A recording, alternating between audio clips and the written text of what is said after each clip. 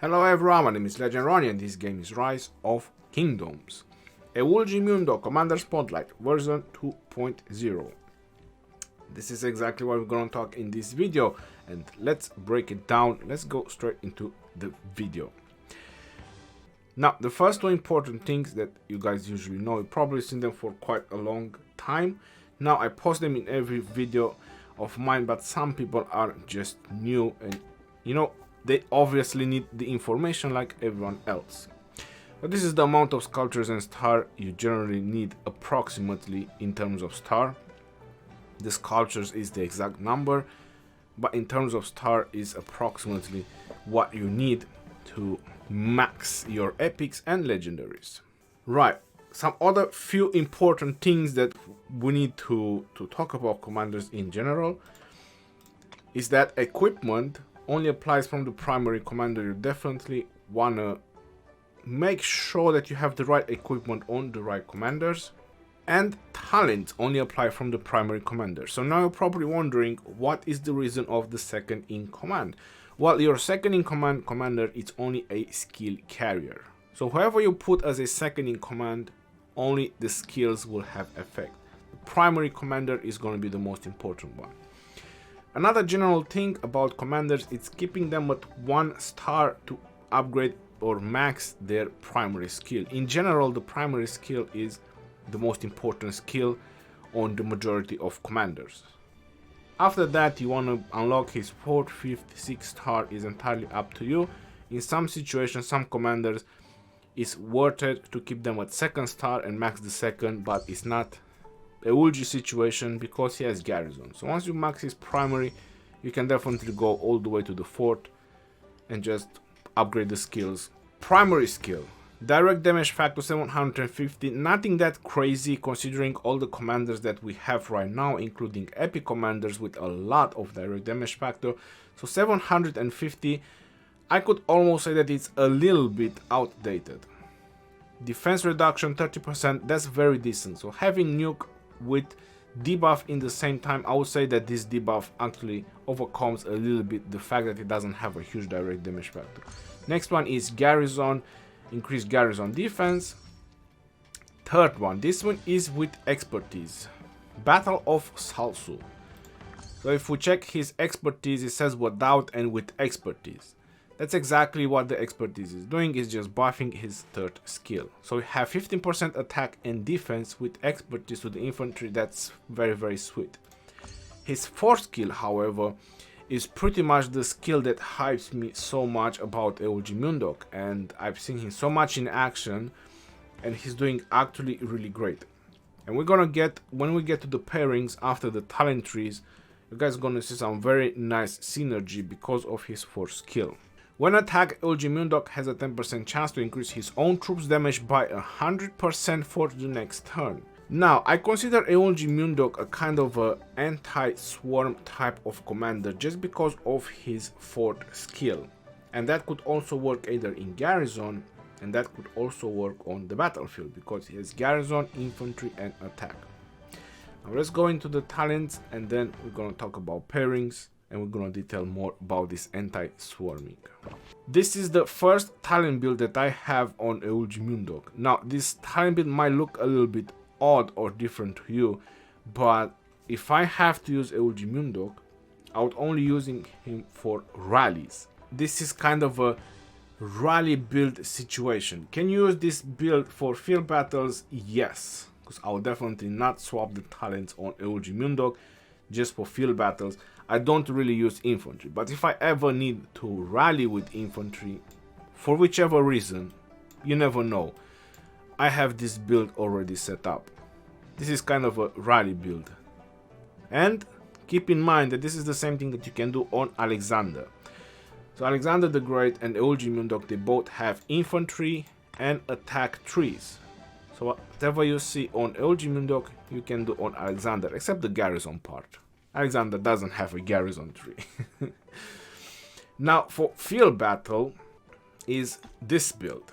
So noticing that there is no fight till the death, there is martial mastery, which decreases skill damage by 3%. On field battles, 3% skill damage reduction is nothing that crazy. It's more like a lot of normal attack that you're doing with EULJI, not skill damage. But when it's a rally situation, you have 1.5, 2 million, 2 million and something troops, you know, having extra skill damage that can actually give a slight edge, advantage. So that's why, you know, rally build or field battle build. And you're noticing a little bit of a difference. You have fleet of foot because you need more march speed on the field battle, and you don't have elite soldiers or snare thorns. When you're using Richard and Charles, they don't really need elite soldiers because their defense tree it's way powerful than that. Right, so this is for field battles. This is why I recommend as a talent build for field battles. You can definitely apply this to Alexander as well, but if I have to use Alexander for field battle, I would probably get elite soldiers for Alexander, and I would definitely not use martial mastery. And you can probably drop some relevant points, which will pretty much reduce you to armored joints and effortless while having the elite soldiers. If I'm going back to the previous talent build, you're noticing that is 1 plus 3, or is pretty much 3.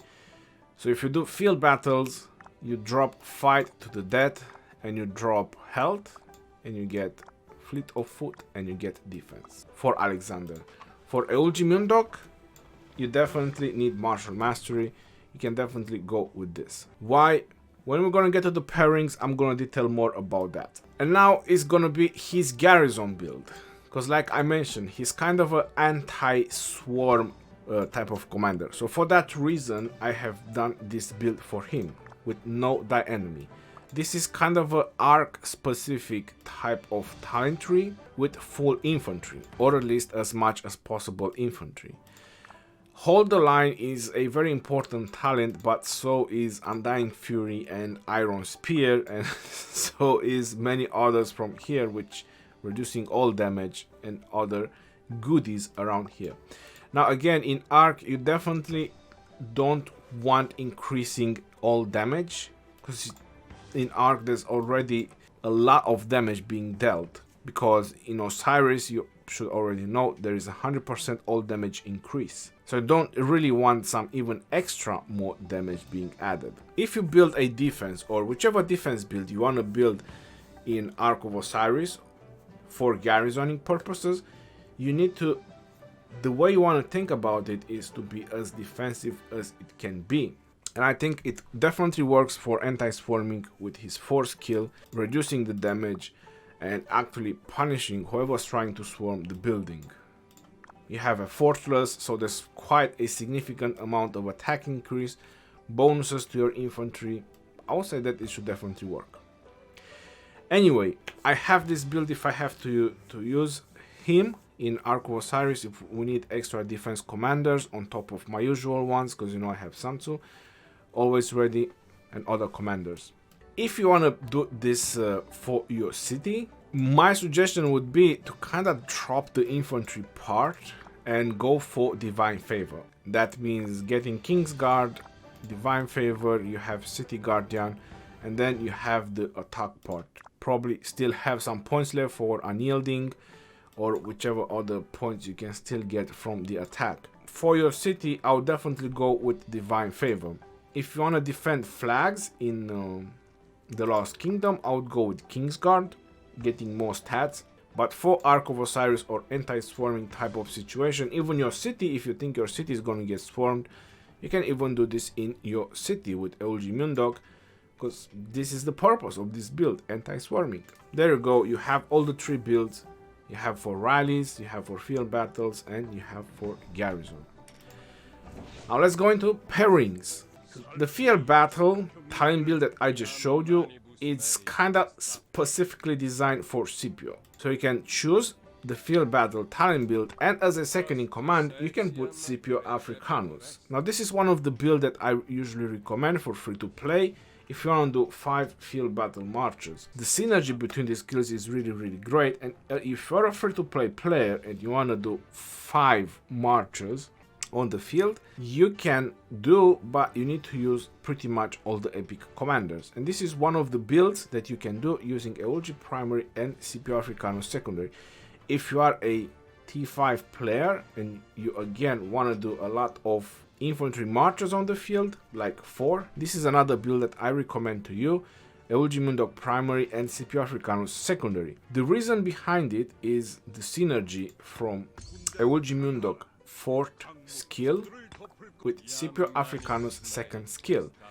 So EULJI Mundeok increased the damage of his own troops, while Scipio Africanus increased the attack of his own troops by 100% for actually 2 seconds.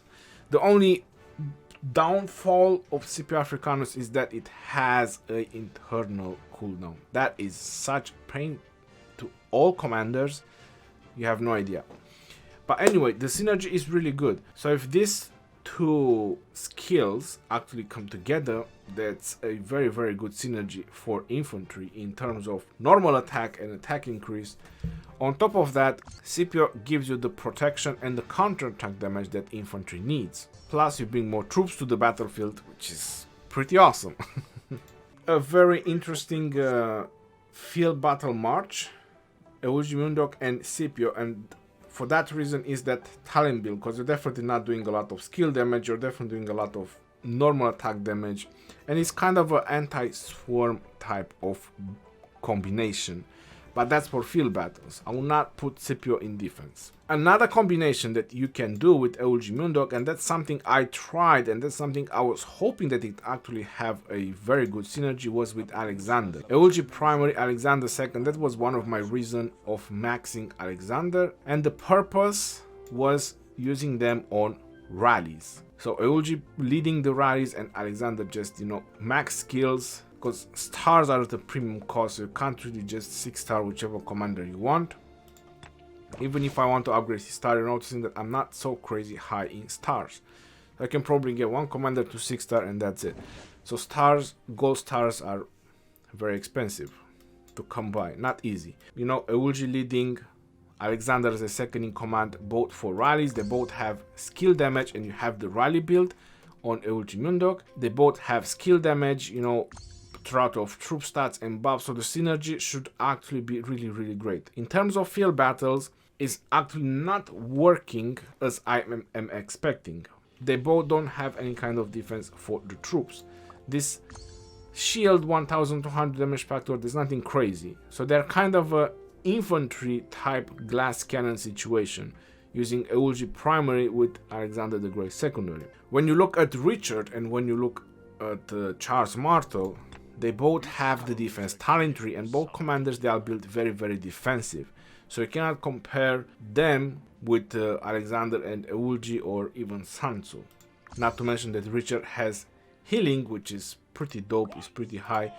And they're both very defensive build, Richard and Charles. And same is Constantine, very defensive builds. I still have to try, and if you actually want to try, you can definitely use it. This is another nuking or high nuking build that you can do with EULJI Mundeok with Alexander the Great second, but like I mentioned, is a glass cannon type of infantry situation, nuking build. Now other options you could do with EULJI Mundeok, if you don't have a buffer on the field, you can definitely go with EULJI Mundeok, and you can definitely go with Joan of Arc second, so you can have a buffing situation. My all-time favorite is using Sun Tzu primary and EULJI second, because again, Sun Tzu does skill damage, has the skill talent tree, the infantry talent tree, skill damage bonus. EULJI is pretty much nuking oriented as well in the same time, skill damage, attack and defense to the infantry, even more damage when you're getting swarmed. Sun Tzu hits 5 targets. So again, Sun Tzu primary, EULJI second, it's also a nice pair. But if you want to use EULJI primary, my recommendation is Scipio, Charles Martel. It's also a decent synergy if you use EULJI with Charles Martel. Obviously works with Constantine or Richard and Alexander as well. Boudica might also seem a very interesting synergy, but nothing that crazy, not for late game, not for high-end game. But for a while, you can definitely use EULJI primary with Boudica second. You also have bonus damage from Boudica as well for the next turn, which can definitely stack with his 4th skill. So that means even more damage if you're getting swarmed or the march is getting swarmed. Osman, a little bit of utilities. EULJI primary, Osman second for more nuking capabilities. If that's what you want from your infantry, more nuking, you can definitely go with Osman as well. And that's pretty much about it. What I have tried recently, but I still need to try, because on field battles it's not actually the same results, is EULJI Mundeok primary with YSG second.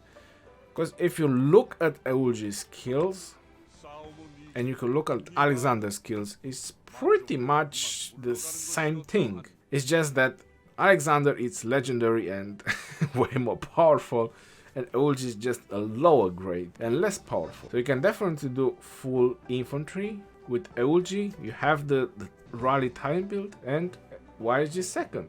There's nothing wrong in that. You have skill damage, rage restoration, infantry, you have the attack tree to boost the all damage, and why not? That can work as well. So plenty of utilities for epic commanders that you can actually think. On top of that, you have the Garrison build, plenty of places where you can use EULJI Mundeok. For Garrison, you can definitely go with EULJI primary, YSG second, or EULJI primary and Charles second. There's nothing wrong in that as well. An interesting build I haven't tried is with EULJI primary and Frederick second. There's nothing wrong with that as well.